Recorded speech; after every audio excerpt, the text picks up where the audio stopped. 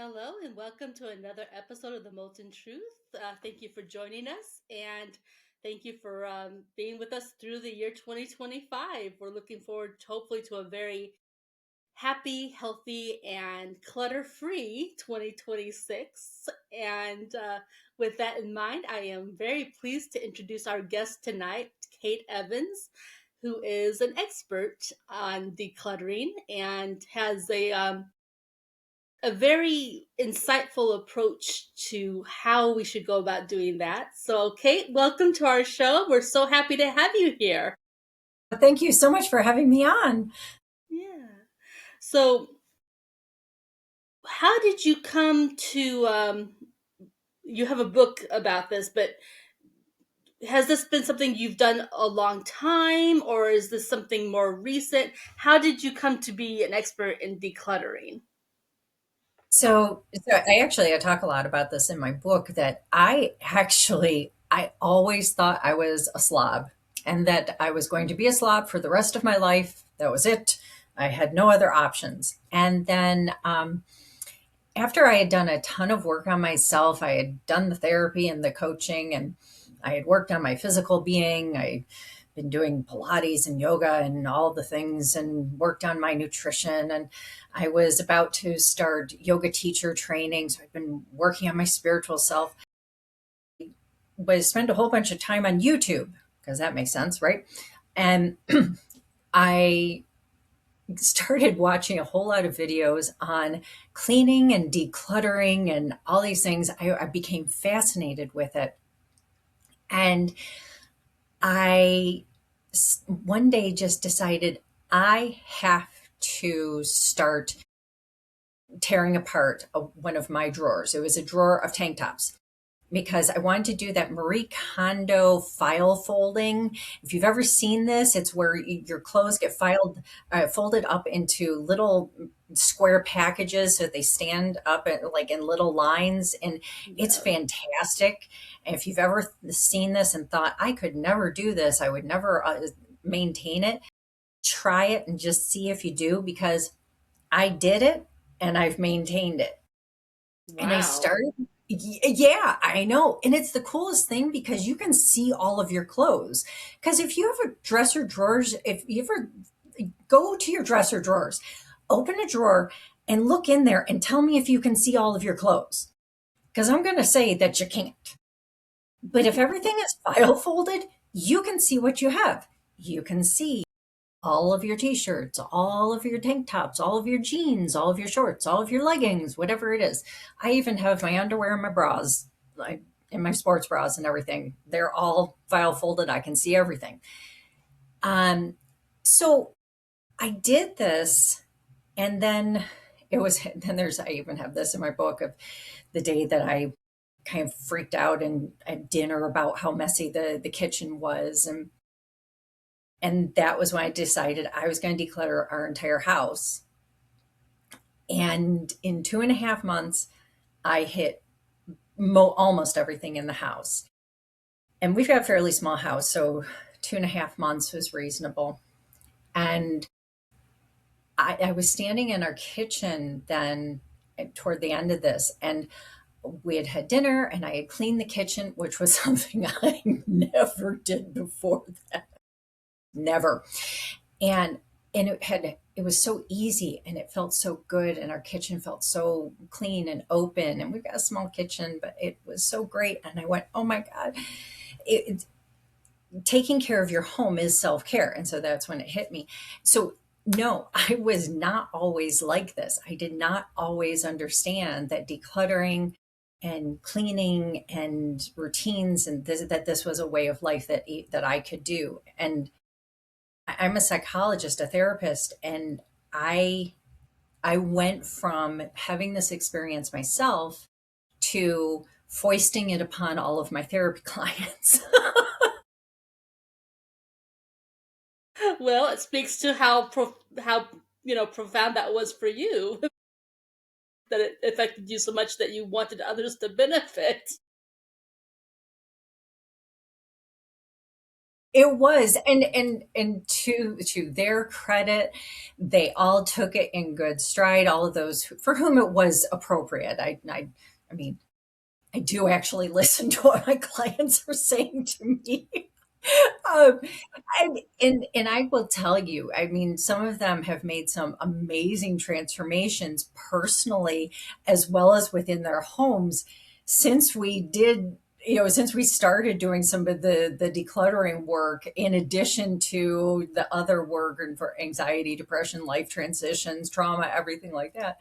So it all fits together. It's so beautiful, and that's actually part of also where my book came from. My book is about the the mental and emotional barriers to decluttering, and in it I talk about perfectionism and shame and goal setting and fears and limiting beliefs and all this sort of stuff. Really, I swear it's a fun book. Everything I just described did not sound fun, but it is a fun book.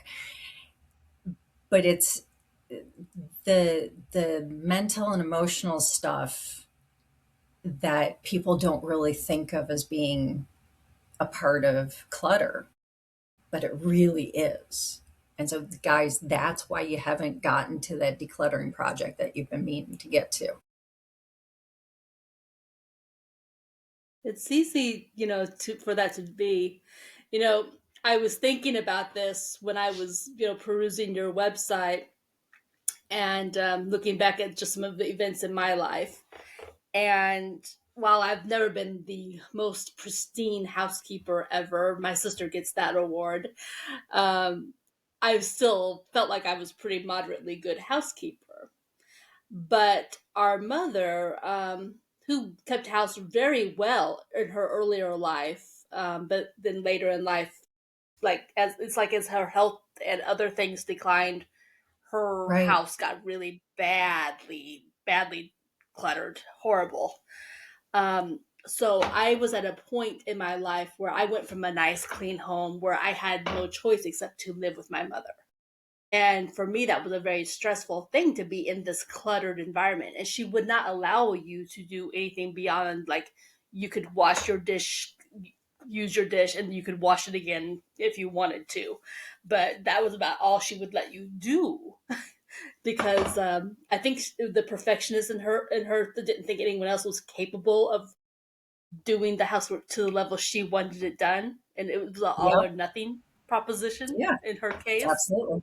Hmm. But the thing is, when you live in an environment that long, I feel like it rubs off on you. And so, where you can be someone who's used to neat and clean, it's like your brain reprograms. And so, what's neat and clean changes based on that environment prolonged in that situation. Maybe I'm wrong, but that feels like what I experienced. And I've been having to retrain myself Yeah. since that then.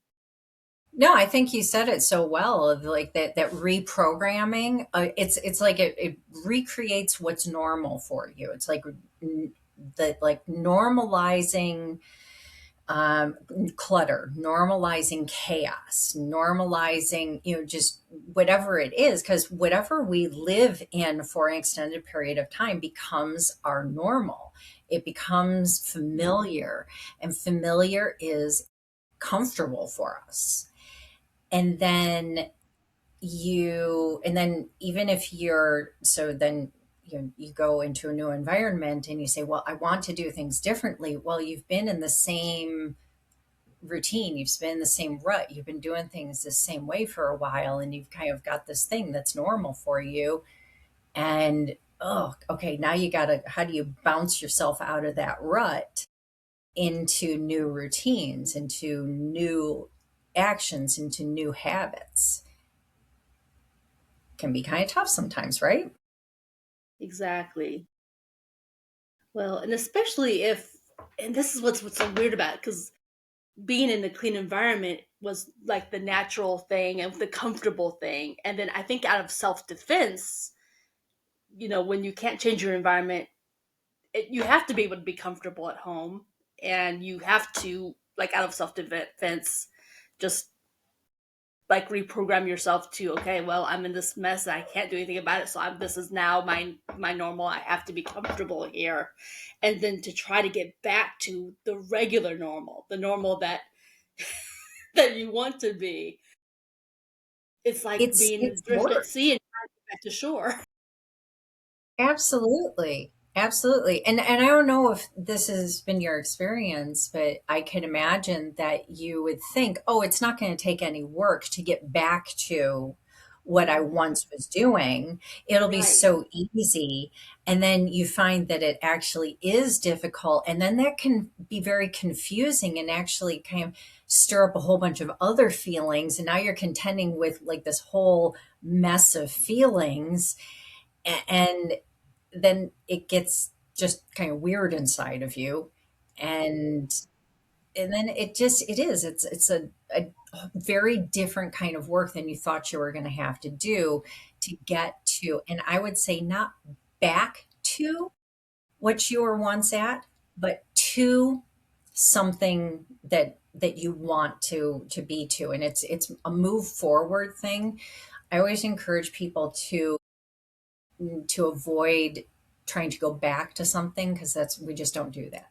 We move forward to the True. thing that we want, because Linear. the trying to recapture something, man, that just doesn't work. It doesn't happen. We move forward to the thing, the picture that we want, and we create that, and then we figure out, okay, I got a goal. What are the steps that it's going to take to get to that goal, mentally and emotionally, as well as like the 1, 2, 3 physical steps, and you put a plan together, whew, and you can do it. Absolutely. And it's such an amazing feeling when you do hit certain little milestones. And not being a therapist, not having any qualifications, but I've spoken with a variety of coaches as well as therapists just through the forum of this show. And I've had not this specific conversation, but different pieces of this conversation with them.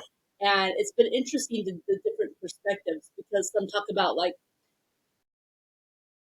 I think when I had reached a certain milestone, I was so happy with myself that I had reached a certain point in my house and in my environment. And they were like, well, yes, sometimes it's the inside out, sometimes it's the outside in, but you kind of go back and forth to meet this goal. Is that your perspective, or are you more about fully on the inside and the outside just being kind of representation of that? Oh, man, we're always going inside out, outside in, side to side, I don't know, diagonally, I whatever.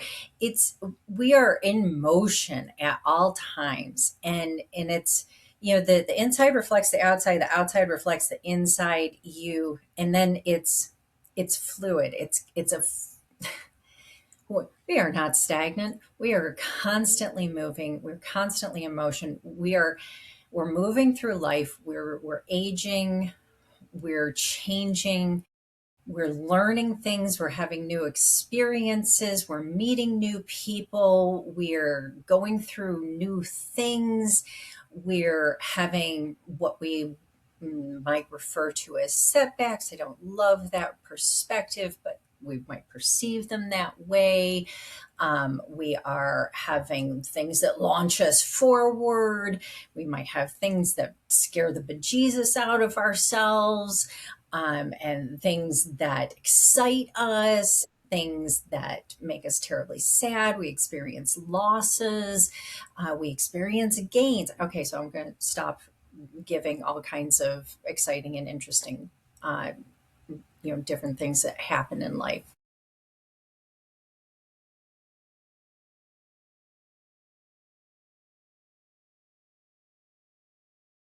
But there are, just paused for a second because of the connection. But there's always fluid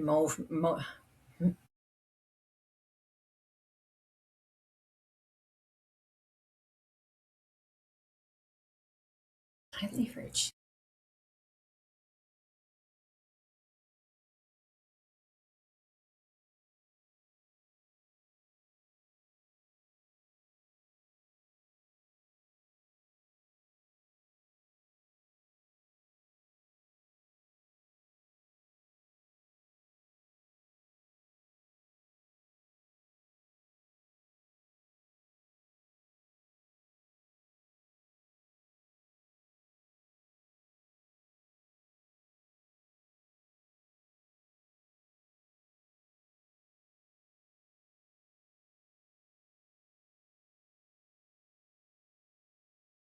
seems I've lost my guest, unless she refreshed her screen as well. Sometimes there are technical difficulties with the recording equipment. So we'll give her a minute or two to see if she rejoins us. Sure hope that she will. So what we were talking about was, she was talking about forward momentum and how it isn't simply a matter of we do one thing, but we continue working at different angles. And I couldn't help thinking about some of the games we played in my youth. Chutes and ladders came to mind as she was describing this angle, that angle, and so on. I sure hope she joins back the session. We didn't lose her altogether. If so, then we'll do the best we can with what we have to work with here. We're going to just see if she sent us a message or not. No message from her.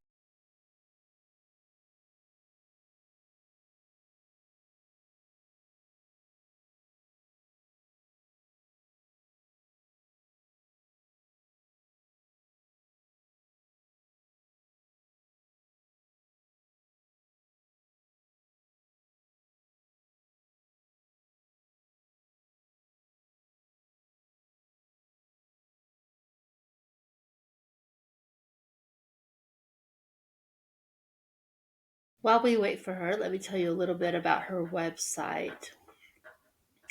So, her, her being Kate, her website is soulfulspacecoaching.com, and she has a lot of really great information on here. She does have services. There's decluttering coaching.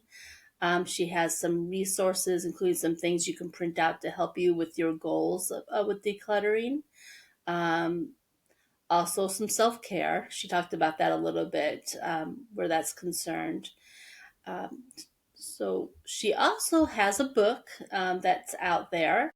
It's titled Ditch Your SH asterisk T. We all know what that spells or what that's intended to spell. Decluttering your mindset to declutter your home. And she tells us that it's the book you need to read before all those other decluttering and organizing books that are collecting dust on your shelves. So that's really the goal here. You know, she wants you to first of all tackle all the mental, you know, clutter that's causing you to doubt yourself and causing you to not take the actions that you want to take. So she'll help you to create realistic goals to set you up for success and put in the past the feelings of shame and imperfection. And then it's about tackling the physical side of things and really digging into specific areas of your house, like the kitchen, the shared common areas, and the bathroom, and then how to get things done and feel good about yourself while you're doing it. So that's really her book is about. I'm very sorry that she's not been able to join us back for the rest of our episode. This may be the shortest episode I've had this season, but maybe we'll get to have a part two where we get to pick it up.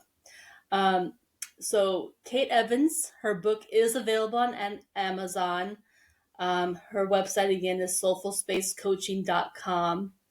And yeah, that's basically, I guess, our program. So thank you for joining us for this very short program with her. And maybe we'll have her back for a part two, or we'll redo the whole episode again another time.